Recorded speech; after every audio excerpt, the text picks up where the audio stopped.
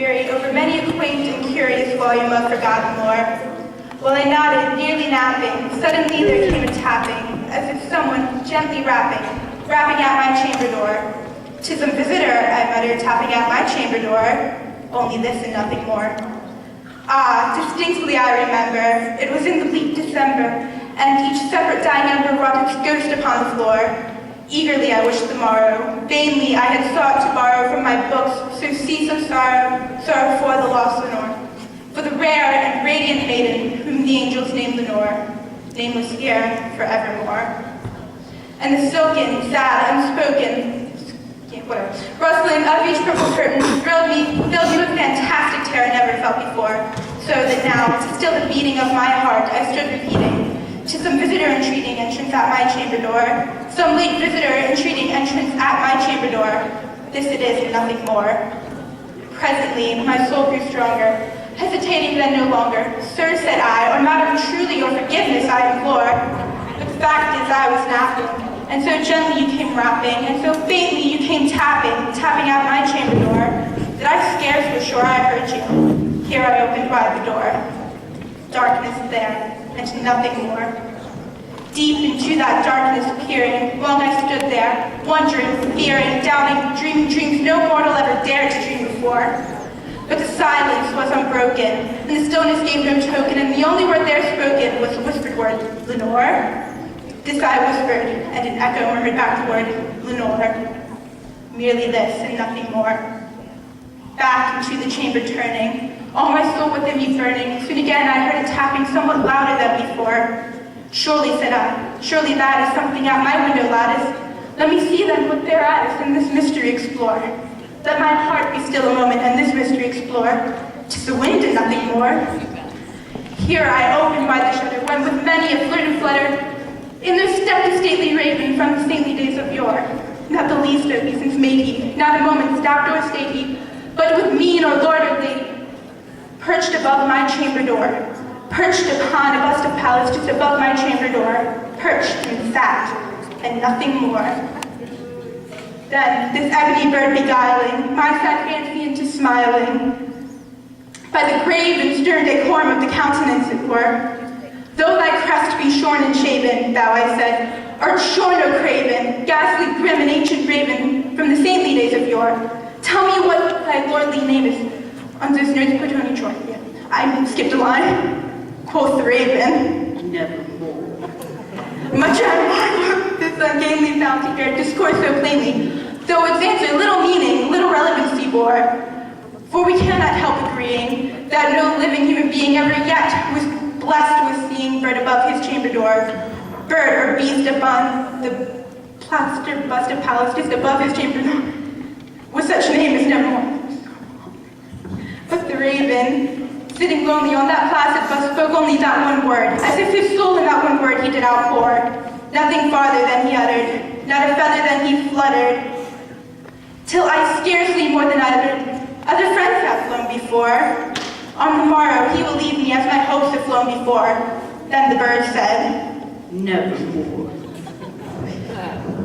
Startled by the stillness broken, by a reply so aptly spoken, "Doubtless," said I, "what it utters is its only stock and store, caught from some unhappy master who, unmerciful disaster, followed fast and followed faster till his song one burden bore, till the dirges of his hope that melancholy burden bore of never, nevermore."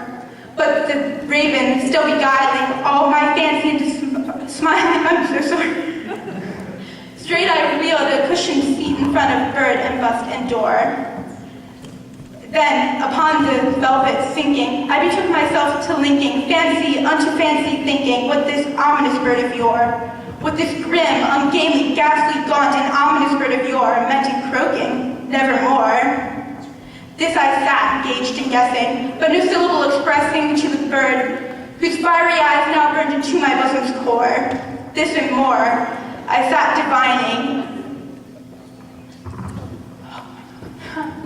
This and more I sat divining. With my head I did reclining on the cushion's velvet lining, that the lamplight gloated o'er, but whose velvet violet lining that the lamplight gloating o'er, she shall press, ah, nevermore. Then, methought the air grew denser, perfumed from an unseen censer, swung by seraphim whose footfalls tinkled on the tufted floor. Wretch, I cried, thy God hath lent thee, by this angel he has sent thee, respite and repent thee from thy memories of Lenore. Quaff, oh quaff this kind of thee, and forget this lost Lenore, quoth the raven. Nevermore. Prophet, said I, thing of evil, prophet still, if bird or devil, whether tempter sent or whether tempest toss thee here ashore. Desolate, yet all undaunted, on this desert land enchanted, on this home by horror haunted, tell me truly I implore. Is there balm in Gilead? Tell me I implore, quoth the raven. Nevermore.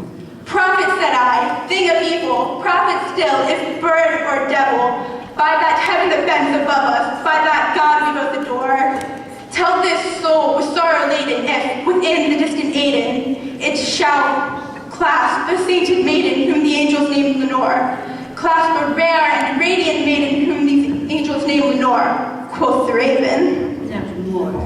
Be that word our sign of parting, bird or fiend, I said upstarting. Get thee back into the tempest and the night's Plutonian shore. Oh my God.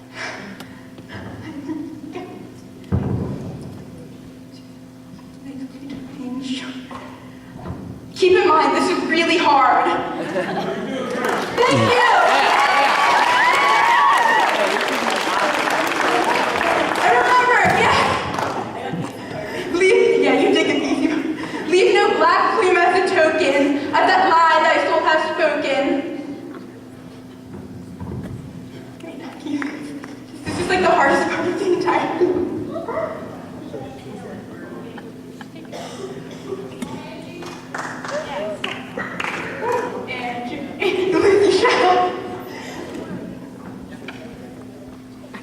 Oh, okay. Leave my loneliness unbroken. Quick bust above my door. Remove thy beat from out my heart, and take thy form from off my door, quoth the raven. Nevermore. And the raven, never flitting, still is sitting on the pallid bust of Pallas just above my chamber door. And his eyes have all the seeming of a demon's that is dreaming. And the lamplight over him gleaming throws his shadow on the floor. And my soul from out that shadow that lies floating on the floor shall be lifted nevermore. Yeah.